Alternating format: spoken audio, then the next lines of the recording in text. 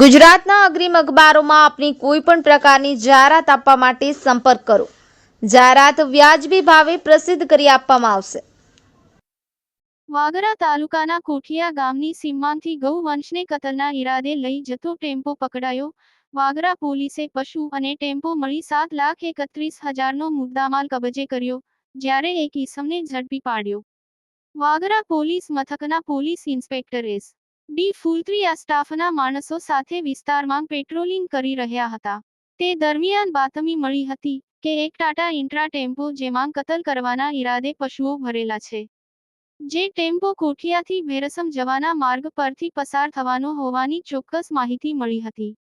જેના આધારે વાગરા પોલીસ મથકના પોલીસ ઇન્સ્પેક્ટરે તાત્કાલિક સ્ટાફના માણસોને કોઠિયાથી ભેરસમ જતા માર્ગ પર નાળા પાસે વોચમાં ગોઠવી દીધા હતા. બાતમી મુજબનો ટેમ્પો આવતા પોલીસે તેને અટકાવી તપાસ કરતા ટેમ્પોમાંથી એક સફેદ કલરની ગાય જેને ટૂંકા દોરડા વડે અતિક્રૂરતાપૂર્વક બાંધેલ જણાઈ આવી હતી. તદુપરાંત ગાયને ખાવા માટે ઘાસચારો કે પીવાના પાણીની પણ વ્યવસ્થા રાખેલ ન હતી. તથા પશુ હેરાફેરી કરવા અંગેનું કોઈ સક્ષમ અધિકારીનો પાસ પરમિટ પણ ન હતો.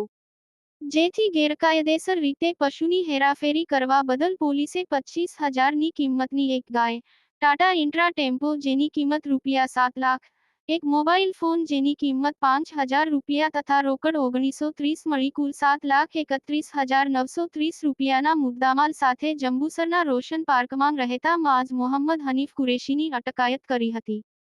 ગેરકાયદે પશુ હેરાફેરી કરવા અંગે ગુનો નોંધી કાર્યવાહી શરૂ કરી હતી.